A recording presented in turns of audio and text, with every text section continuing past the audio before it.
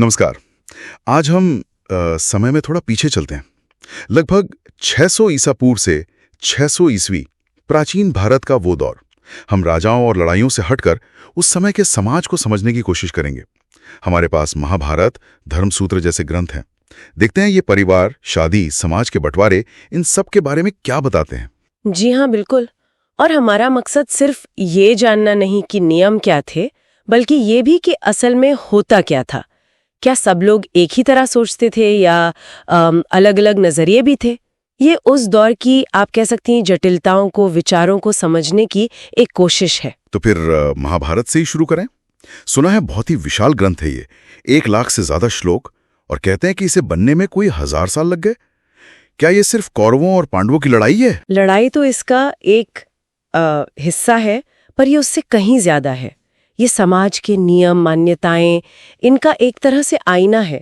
और एक दिलचस्प बात, 1919 में वीएस सुखथंकर थे, एक बड़े विद्वान। उनकी अगुवाई में इसका एक समीक्षात्मक संस्करण बनाने का काम शुरू हुआ। मतलब पूरे भारत से पांडुलिपियां इकट्ठी की गईं, उनकी तुलना की गई। बहुत बड़ा काम था ये। अच्छा, और उससे क्या मुख्य बातें सामने आई? देखिए, 2 चीजें साफ हुई। एक तो ये कि कहानी के कई सारे मुख्य तत्व, वो कश्मीर से केरल, गुजरात से बंगाल, सब जगह एक जैसे मिलते हैं। लेकिन, और ये महत्वपूर्ण है, दूसरी बात ये कि क्षेत्रीय विविधताएं भी खूब थीं। बहुत सारे छोटे छोटे फर्क, अलग अलग पार्ट। तो इसका मतलब हुआ कि एक तरफ तो कोई बड़ी फैली हुई परंपरा थी, बिल्कुल, और दूसरी तरफ स्थानीय विचार, रीति रिवाज थे, और इन दोनों के बीच लगातार एक संवाद चलता रहता था। कभी कभी शायद टकराव भी। समाज बिल्कुल एक जैसा नहीं था। समझ गया। अच्छा, अगर हम अब परिवार और रिश्तों पर आएं, जी, ग्रंथों में ये पितृवंशिकता पर बहुत जोर दिखता है। मतलब वंश पिता से बेटे को जाता है। जी हाँ, पितृवंशिकता एक बहुत अहम आदर्श माना जाता था। महाभारत की कहानी भी आप देखें, आखिर में पांडवों की जीत के बाद इसी व्यवस्था को पुख्ता करती है। शादी के नियम भी थे, जैसे बहिर्विवाह, मतलब अपने गोत्र या कुल से बाहर शादी करना, और पिता के लिए कन्यादान, अपनी बेटी का विवाह में दान देना, ये एक जरूरी धार्मिक कर्तव्य था। लेकिन क्या ये नियम असल जिंदगी में भी इतने ही पक्के थे? क्या हमेशा माने जाते थे? हाँ, यही तो बात थोड़ी पेचीदा हो जाती है। नियम थे, पर व्यवहार वो बिल्कुल अलग हो सकता था। सातवाहन राजाओं का उदाहरण ले। ये लगभग 2री सदी ईसा पूर्व से 2री सदी ईस्वी तक थे। उनके नामों को देखें, अक्सर माँ का नाम जुड़ा है, जैसे गौतमी पुत्र, मतलब गौतमी का पुत्र। अच्छा, ये तो पितृवंशिकता से थोड़ा अलग लगता है ना? और सुनिए, कई रानियों ने शादी के बाद भी अपने पिता का गोत्र नाम नहीं छोड़ा। अच्छा। जबकि ब्राह्मणीय नियम कहते थे कि पत्नी को पति का गोत्र अपनाना चाहिए। और तो और कुछ सातवाहन राजाओं ने तो अपने ही गोत्र के अंदर शादी की। वाह, मतलब अंतर्विवाह। जी, ये तो बहिर्विवाह के नियम के एकदम खिलाफ था। बाप रे। तो नियमों और असलियत में काफी फासला था। बिल्कुल साफ दिखता है कि किताबी नियम शायद उतने असरदार नहीं थे जितना ग्रंथ दावा करते हैं। हो सकता है स्थानीय या पारिवारिक रिवाज ज्यादा मजबूत रहे हों। परिवार से आगे बढ़कर समाज के बंटवारे को देखें तो ये जो 4 वर्ण थे, ब्राह्मण, क्षत्रिय, वैश्य, शूद्र, क्या ये व्यवस्था उतनी ही सख्त थी? क्या राजा हमेशा क्षत्रिय ही होते थे? ये भी देखिए काफी उलझा हुआ मामला है। धर्मसूत्र और धर्मशास्त्र जैसे ग्रंथ हर वर्ण के लिए आदर्श काम बताते हैं। ब्राह्मणों का दावा था कि ये व्यवस्था तो दैवीय है, भगवान की बनाई हुई है। वो ऋग्वेद के पुरुष सूक्त का हवाला देते हैं। महाभारत में एकलव्य की कहानी भी शायद इसी व्यवस्था को मजबूत करती दिखती है। हाँ, वो कहानी तो है, लेकिन क्या हकीकत में ऐसा ही था? राजा हमेशा क्षत्रिय? नहीं, बिल्कुल नहीं। कई बड़े और महत्वपूर्ण शासक वंश क्षत्रिय थे ही नहीं, जैसे मौर्य वंश, जिनके बारे में कुछ ग्रंथ कहते हैं कि वो निम्न कुल के थे। शुंग और कण्व राजा तो ब्राह्मण थे। फिर मध्य एशिया से शक शासक आए, जैसे रुद्रदामन। ब्राह्मण उन्हें म्लेच्छ यानी बाहरी और शायद असभ्य मानते थे, पर वो रुद्रदामन संस्कृत परंपराओं से बखूबी वाकिफ थे। उन्होंने सुदर्शन झील का जीर्णोद्धार करवाया।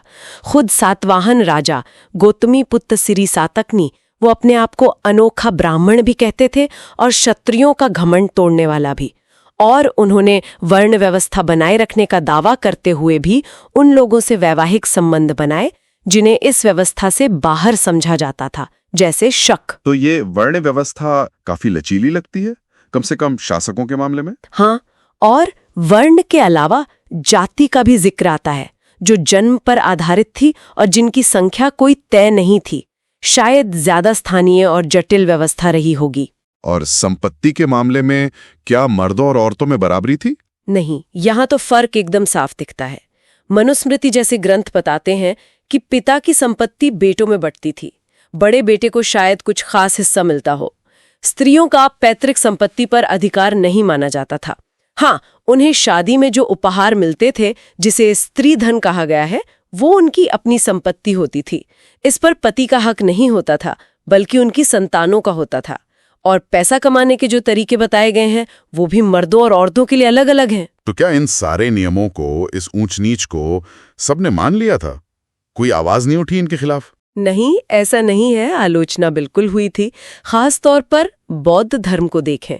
बौद्धों ने जन्म के आधार पर जो सामाजिक प्रतिष्ठा तय होती थी, उसे पूरी तरह नकारा। वो मानते थे कि समाज में जो ये भेद है, ये कुदरती नहीं है, न ही ये हमेशा रहने वाले हैं। मध्यम निकाय में एक कहानी आती है धनी शूद्र की।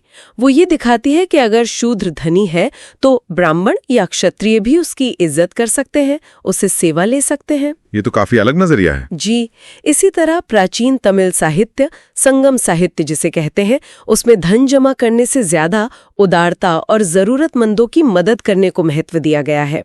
और सुत्त पिटक, एक और महत्वपूर्ण बौद्ध ग्रंथ, उसमें एक कहानी है जो बताती है कि राजा का पद कोई भगवान ने नहीं बनाया, बल्कि जब इंसानों में लालच और झगड़े बढ़े तो उन्होंने आपस में मिलकर ही किसी एक को चुना कि वो व्यवस्था बनाए रखे। तो ये एक तरह से सामाजिक समझौते की बात है, देवीय विधान की नहीं। प्राचीन भारत का समाज, जैसा हमें ग्रंथों में लिखा मिलता है, असलियत उससे कहीं ज्यादा पेचीदा और बहुरंगी थी।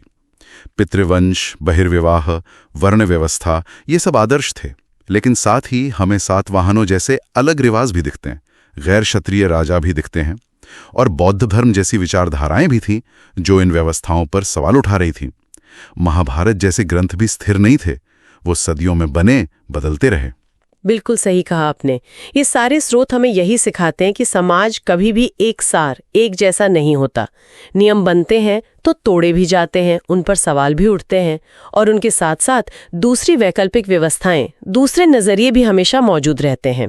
शायद ये सोचना दिलचस्प होगा कि अतीत की इन अलग अलग आवाज़ों को, इन असहमतियों और विविधताओं को समझना आज हम अपने समाज के नियमों, मान्यताओं और असमानताओं को कैसे देखते हैं, इस पर क्या असर डाल सकता है।